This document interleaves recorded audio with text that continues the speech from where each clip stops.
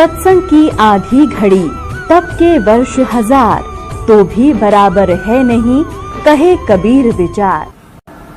तो यहाँ आपसे प्रार्थना की जाती है, जब तक सत्संग चले आप सब चिंताएं और इधर उधर की गल्ला बातें छोड़ के ध्यान से सत्संग सुनो। तो अब ये सूक्ष्म वेद है, इसको समझना बड़ा कठिन है। इस दास पर दया करी उस परम पिता कबीर भगवान ने, इस दास की बुद्धि खोली इस मालिक के गूढ़ रहस्यों को समझने और आपको समझाने के लिए। न्योली न्योल, नेवले को कहते न्योल देसी भाषा में, अरवाणी भाषा। न्योल नाद सुभान गति, ये लड़े भुवंग हमेशे, जड़ी जान जगदीश है, व्यसनी व्यापै शेष। अब देखो एक पंक्ति है दाता के ज्ञान की, और इसमें कितना गूढ़ रहस्य छुपाया है कि जिस भगत के पास ये यथार्थ मंत्र सत भक्ति सतनाम जिसके पास उपलब्ध है,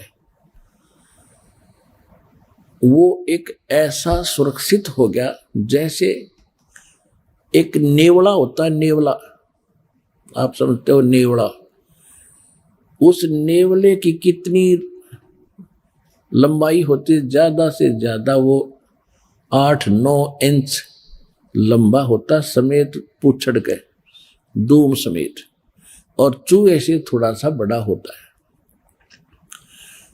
और वो सर्प के साथ लड़ता है। सर्प लगभग 10-10 फुट 12-12 फुट लंबा हो जाता है और उससे कई गुना ताकतवर होता है। अब वो उससे कैसे लड़ता है? वो ऐसे स्थान पर उस सर्प को छेड़ता है जहां पर किसी झाड़ी में, बोझड़े में एक जड़ी होती है, नागदमन जड़ी नाम है उसका, नागदमन, और उसमें से महक निकलती है। वो नेवला क्या करता है, वहां उस जड़ी को सूंघ कर आता है, श्वास रोक लेता है और उधर से सर्प को छेड़ जाता है। सर्प उसके लिए ऐसे तैयार होता है, डंक फन उठा करके। अब नेवला उसके निकट आकर के वो जड़ी जो सूंघ करा था वो श्वास छोड़ देता है। उस जड़ी के सामने सर्प को चक्कर आने शुरू हो जाते हैं उसकी नाकों में जाते ही, और वो अपनी जान बचा के भागने की सोचता है। फिर नेवला उसकी मुंडी पर बैठ जाता फन के ऊपर, और साथ में वो श्वास भी छोड़ता रहता है, और फिर उसको पकड़ के मार देता है। अब नेवले के पास वो जड़ी है तो वो उसको काबू कर पाया, इतने लंबे अजगर को। इसी प्रकार ये काल जो है एक सर्प है और जीव एक नेवले जैसा वो छोटा प्राणी है। इसकी ताकत के सामने जिसके पास ये सतनाम रूपी जड़ी है, नागदमन, वो फिर इस काल पर विजय पालेगा।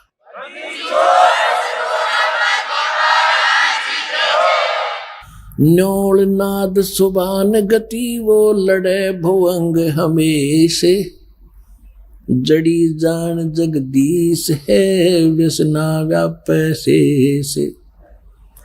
कि सतनाम जो नाद है, सतनाम का जो मंत्र है, ये भगवान की शक्ति, जगदीश की शक्ति है। इसकी जिसके पास इसका ये जड़ी है, उसके ऊपर काल रूपी अजगर का कोई प्रभाव नहीं पड़ेगा। किस पे?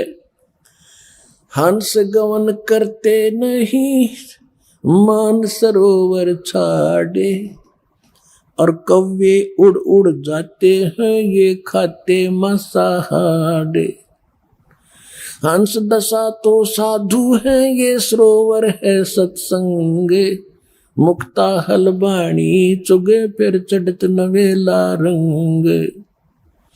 दरस परस नहीं अंतरा, रोमी वस्त्र बीच, पारस लोहा एक डिग वही पलटे नहीं अभीच।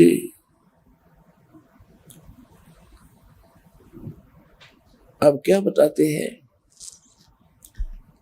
कि हंस गमन करते नहीं मान सरोवर छाड़, और कौवे उड़ उड़ जाते हैं वो खाते मांसाहार। हंस किसे कहते हैं? हंस एक पक्षी है जो बुगले जैसा होता है। बुगले में और हंस में डिफरेंस देखने के लिए ये बताया जाता है कि हंस, एक ही सरोवर में हंस भी होते हैं, बुगले भी होते हैं।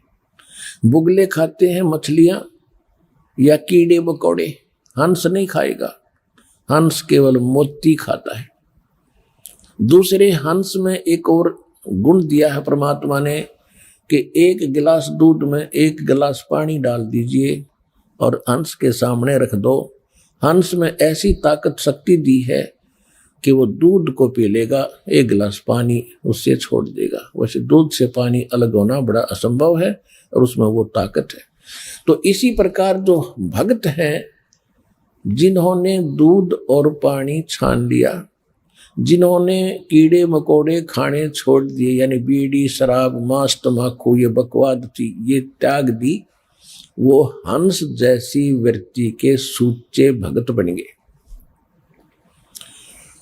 अब कहते हैं कि हंस गमन करते नहीं मान सरोवर छाड़, और कौवे उड़ उड़ जाते हैं जो खाते मांसाहार। यानी जो हंस है वो सत्संग को नहीं छोड़ सकते। जो कौवे जैसी वृत्ति के व्यक्ति हैं, जिन्होंने बकवाद छूटती नहीं, वो सत्संग छोड़कर बकवादें करते रहते हैं। हंस दशा तो साध है और सरोवर है सत्संगे, मुक्ता हलवाणी चुग ये चढ़त नवेला रंगे। अब उन हंसों के लिए ये सत्संग रूपी सरोवर है, और ये साधु आत्मा ये है हंस। हंस दशा तो साध है और सरोवर है सत्संग, और यहाँ ये परमात्मा की अमृतवाणी रूपी मोती खा रहे हैं। और फिर चढ़े नवेला रंग, दूना अच्छा भाव बनता चला जाएगा। जो सत्संग में आए जाएंगे डटे रहेंगे।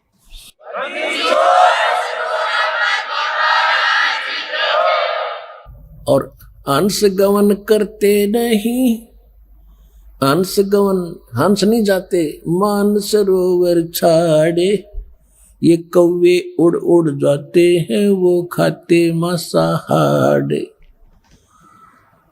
तो जो पुण्यात्मा परमात्मा के चरणों में आगे ज्ञान समझ लिया, फिर संसारिक कार्यों में उनकी रुचि नहीं रहेगी। कौन से कार्य? जो कुरीतियां हैं, विवाह शादी में बकवाद नाचना गाना, दहेज देकर अपनी फोकट में बनाना, फिर कर्जे में दबा रहना, ये इस तरह की बकवादें, शराब मांस तम्बाकू और इन राजनीति में धक्के खाना, ये हंस नहीं करेंगे, भक्त नहीं कर सकता। वो तो कव्य जैसे लोग हैं जिनको वृत्ति ही गलत है, वो ही सत्संग छोड़कर इन बकवादों में जाते हैं। अब फिर क्या बताते हैं? द्वार धनी के पड़ा रहे और धक्के धनी के खावे, 100 काल झकझोल ही पर द्वार छोड़ ना जावे। इस मार्ग में सफल होने का एक फार्मूला बताया है कि जब ज्ञान हो जाता है, परम संत की पहचान हो जाती है, कहते हैं द्वार धनी के पड़ा रहे और धक्के धनी के खावे। आवे और जावे भगवान के चरणों में, और चाहे कितने ही आपत्ति आप पर काल देवे, जैसे संसारिक, क्योंकि आपने नाम ले लिया, अब धीरे धीरे आपका सब संकट दूर होने लगेंगे। तो आप ऐसा महसूस करोगे कि जैसे कोई आपत्ति आ गई नाम लेने से। नहीं, आपत्ति तक टल रही है आपकी। अगर नाम ना ले रखा होता तो जान जानी थी। आपको कई भक्त मिलते हैं, कहते हैं जी नाम लेने के बाद मैं वहां से छोड़ कर आया हूँ, मेरे ऐसी कुछ तकलीफ होगी। भले आदमी, वहां से तो नरक था, सीधा काल था, वो तेरी जान जानी थी। यहाँ आने के बाद तो तेरी जान बच गई छोटे मोटे इस दुख थे।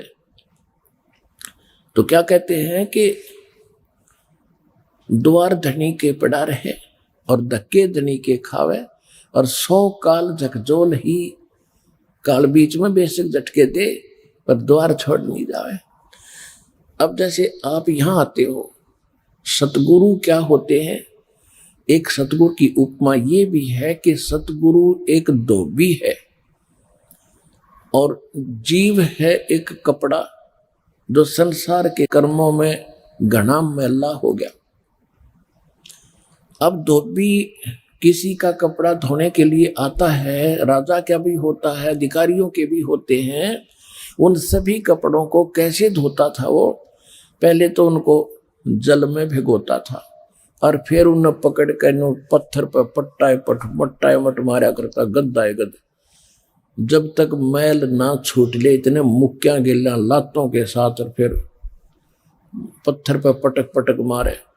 तो उस कपड़े का दुश्मन नहीं है। और वो कपड़ा न्यू के बता, मैं तो गढ़ दिया इसने, यू क्या करया? तो वो मैल निकाल रहा है आपके अंदर से, दोष निकाल रहे परमात्मा।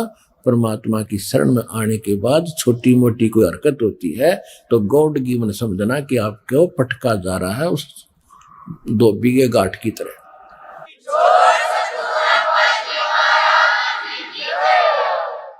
दर्श परस नहीं अंतरा ये रूमी वस्त्र बीचे, पारस लोहा एक डिग ये पलटे नहीं अभीचे। अब देखो फिर एक और बात बताई है, कितना गहरा ज्ञान है पुण्यात्माओं।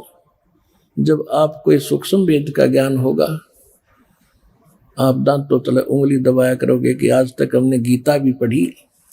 गीता हम इसलिए पढ़ाते हैं कि आप ये समझ सके कि जो ज्ञान पवित्र गीता जी देते हैं, जो पवित्र वेद बताते हैं, पवित्र पुराण बताते हैं, पवित्र ग्रंथ बताते हैं, वही ज्ञान परमात्मा ने 600 वर्ष पहले लिखवा रखा था। और उनको अशिक्षित कहते थे, वो तो वेद शास्त्र जानते भी नहीं थे। तो इससे सिद्ध होगा कि वो परमात्मा थे जो सब सदग्रंथों के परिचित भी थे, और उनसे भी हटकर जो उनमें ज्ञान नहीं वो भी बता दिया। तो भगवान बिना ये ज्ञान बताया नहीं जा सकता। तो परमात्मा को पहचानने का एक ये भी फार्मूला है, एक पॉइंट है। तो क्या बता रहे हैं? दर्श परस नहीं अंतरा ये रूमी वस्त्र बीचे, लोहा पारस लोहा एक डिग वही पलटे नहीं अबीज। एक पंक्ति में कितना गहराई भर दी, कितने गुड रहस्य है। क्या बताते हैं कि आप यहाँ सत्संग में आते हैं और जिनके इन वचनों का असर नहीं हुआ तो वो कैसे है? चंदन बन में रंग ला दे एक बांस बिटम्बी नासी जय, कोट वर्ष करो संगत संतों की, कोट वर्ष करो संगत संत की, पत्थर का जल में क्या भीजे, एक चंदन बन में रंग ला दे पर बांस बिटम्बी नासी जय। क्या बताते हैं कि जैसे सत्संग में भी आते हैं और फिर विकार भी करते हैं, उनके बारे में बताया है कि जैसे करोड़ वर्ष करो संगत संत की, संतों की, पत्थर का जल में क्या भीजे। जैसे पत्थर को जल में डाल दे चाहे 20 फुट नीचे गहराई में, और निकालने के बाद फिर उन दोनों टुकड़ों को तुरंत ही ऐसे रगड़ दो, तुरंत आग पाटेगी, चिंगारी पाटेंगी, निकलेंगी। इससे सिद्ध हुआ कि जल से तो असर होना चाहिए था, वो अंगारी नहीं पाटनी होनी चाहिए थी, नहीं निकलनी चाहिए थी, लेकिन उसके जल का असर नहीं हुआ, वो न्यों का न्यों पड़ा है, एज इट इज विकार उसमें। इसी प्रकार जो सत्संग में आते हैं उनको कहते हैं करोड़ वर्ष करो संगत संतों की, और पत्थर का जल में क्या भीजे, क्या भीगे, और चंदन बन में रंग ला दे एक बांस बिटम्बी ना सिजे। ये सूक्ष्म वेद की वाणी है, गरीबदास साहिब जी की वाणी है। क्या बताया कि जैसे चंदन का पेड़ होता है, आसपास के चाहे नीम हो, जंडी हो, कोई पीपल हो, उन सभी आसपास के पेड़ों को अपनी महक छोड़ छोड़ के अपनी सुगंध युक्त कर देता है, और वो भी चंदन जैसी महक देने लग जाते हैं। लेकिन बांस बंबू जिसकी लाठी बने हैं, कहते वो बांस चाहे उसके साथ उग गया चंदन के, बांस का असर नहीं होता। तो क्या बताते हैं कि कोट वर्ष करो संगत संतों की, और पत्थर का जल में क्या भीजे, और चंदन बन में रंग ला दे, एक बांस बिटम्बी ना सींचे।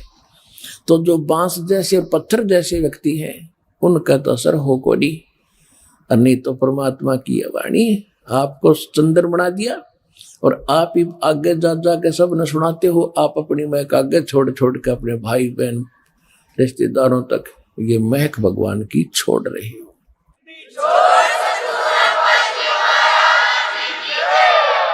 अब क्या बताते हैं कि यहां आते भी हैं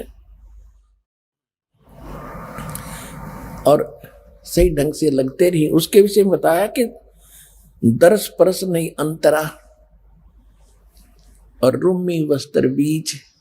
जैसे एक पत्थर होता था जिसको पारस पत्थर बोलते हैं, और उस पारस पत्थर में पत्थर जैसा ही होता है, उसकी पहचान नहीं हो सकती। उसकी पहचान यही है कि जिस समय वो लोहे से टच होता है तो पूरे उस लोहे के उस गट्ठे को, जैसे ये गाडर का बढ़ा दिया किसी कोने में, गाडर होते हैं ना, गाडर आपने देखे कड़ियों की तरह लोहे के गाडर होते हैं लंबे लंबे, एक गाडर का कहीं भी बढ़ा दिया, टच कर दिया तो पूरे गाडर को सोना बना देता वो।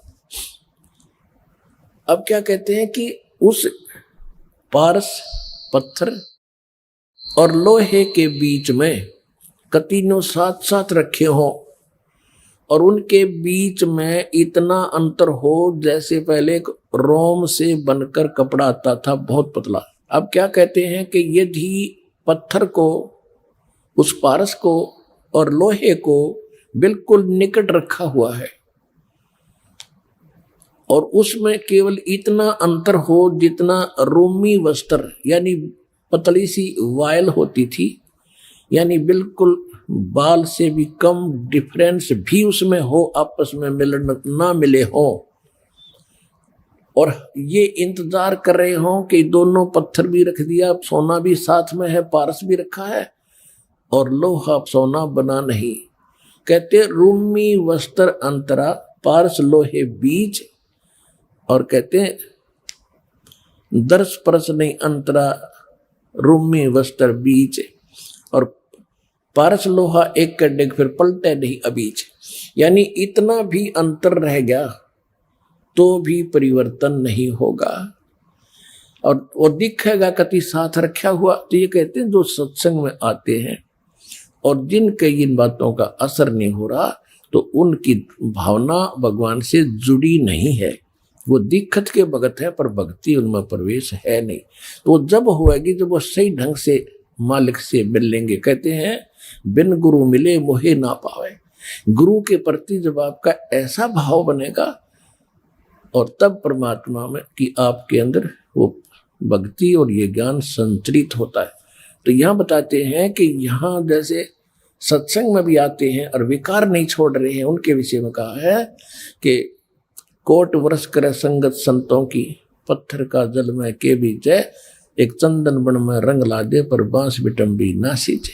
ये दास चंदन है और आप परमात्मा के पेड़ हो, वो पौधे हो जिनका असर हो गया, और बांस रूपी जो व्यक्ति हैं उनका असर नहीं होता, वो तो काल के जाल में रहेंगे, मरण दे। अब क्या बताते हैं परमात्मा की शक्ति बताते हैं कबीर परमात्मा की कि 9 लख नानक नाद में ये 10 लख को रख तीर, लाख दत्त संगी सदा वो चरणों चर्च कबीर।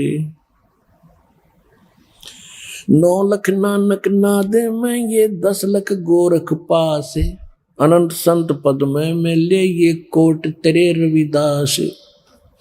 रामानंद से लक्ष गुरु ये तारे सिसके भाव, चेलों की गिनती नहीं जो पद में रहे समाये। अब क्या बताते हैं कि कबीर परमात्मा वो समर्थ परमात्मा है, परम अक्षर ब्रह्म है, और परम अक्षर ब्रह्म की जानकारी सतगुरु ही देते हैं। वो कितने समर्थ हैं कि 9 लख नानक नाद में आदरणीय नानक साहेब जैसे महापुरुष, अच्छी आत्माएं, उनके नाद माने वचन के बच्चे हो लिए बहुत गणे दीक्षित हुए। वो भी पार करे 9 लख नानक नाद में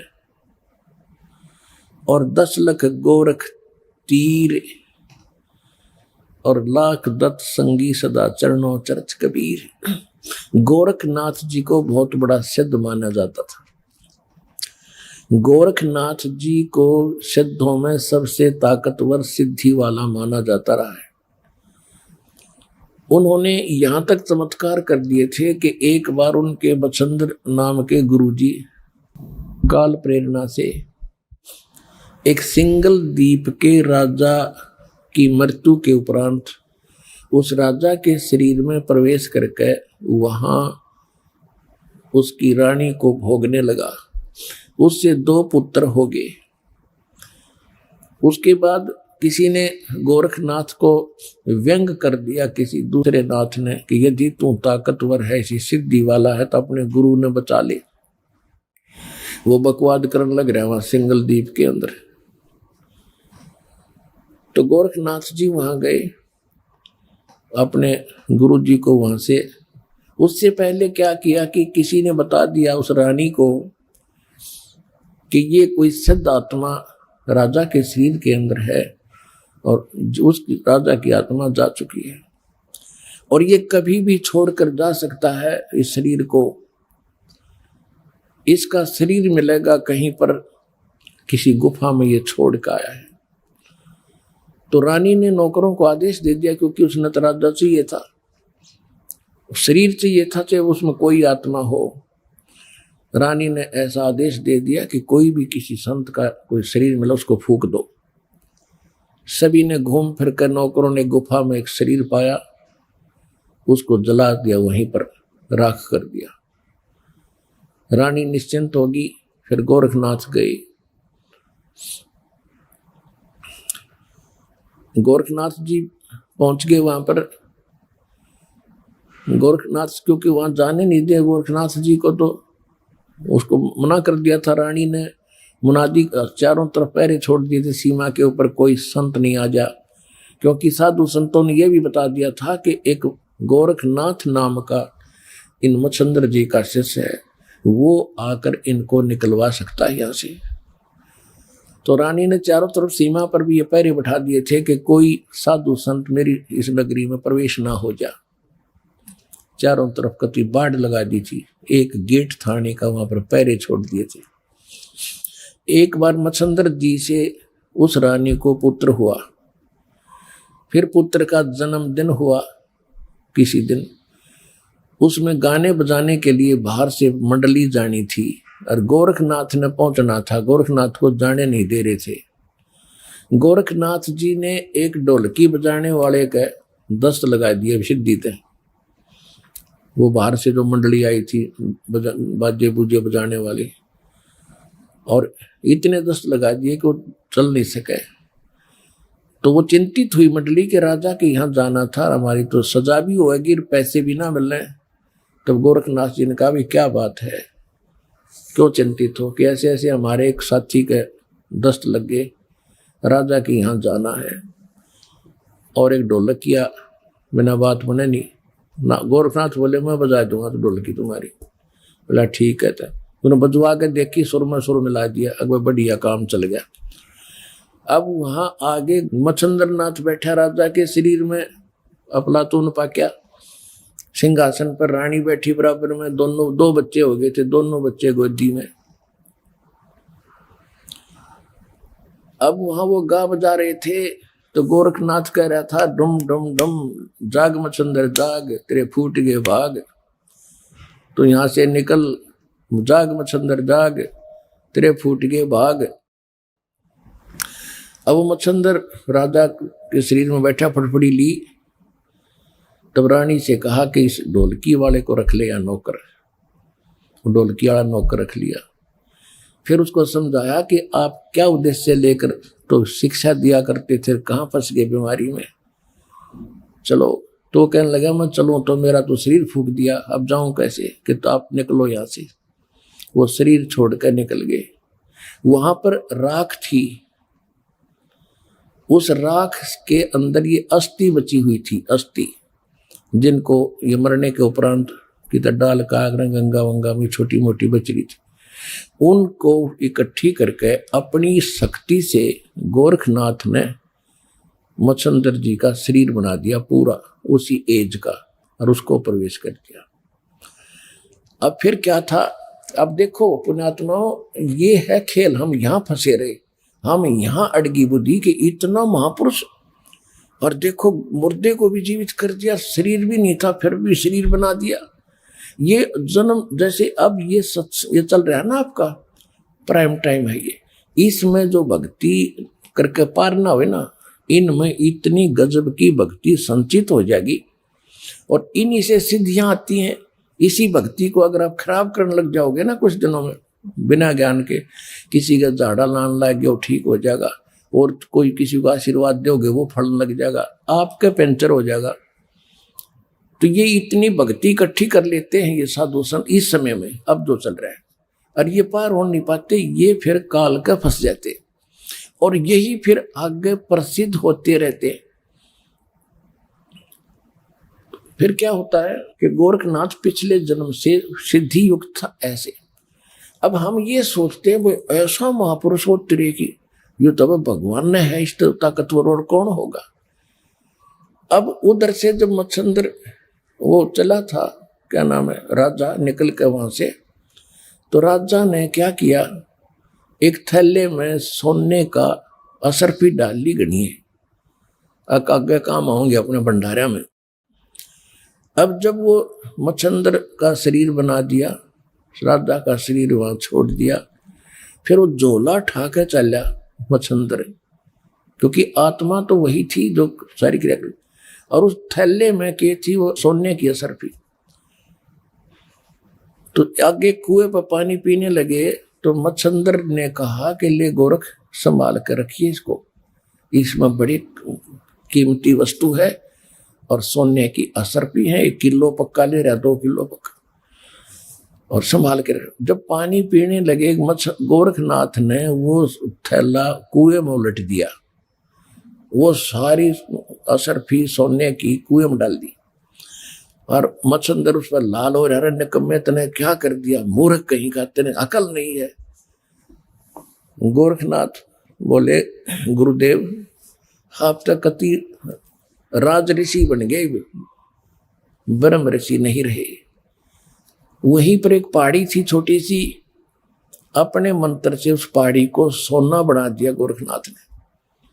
अब मच्छंदर को कहा कि ले गुरुदेव इन ठाले जितने डले चाहिए तेरे को। अपने आत्मा दास आपको कहाँ लाना चाहता है।